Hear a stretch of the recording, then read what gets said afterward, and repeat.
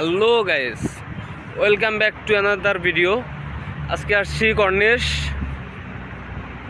বড় ভাই নিয়ে আসছে মাছ মারার জন্য।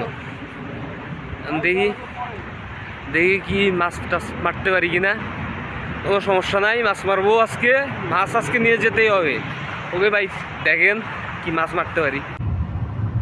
আজকে ভাই মাছ আইলে, মাছ ধরালে ভাই আপনাকে রুমে যাবো না, আমরা রুমে ব্যক্তি আইয়া যাইয়া আগে বাজমু, বাইজা খাইমু, খাইয়া তারপর যাবেন। ঠিক আছে, কররা বাবু মাছ মারতে যাচ্ছি। আমরা যাইতেছি মাছ মারবার জন্য, তাই না?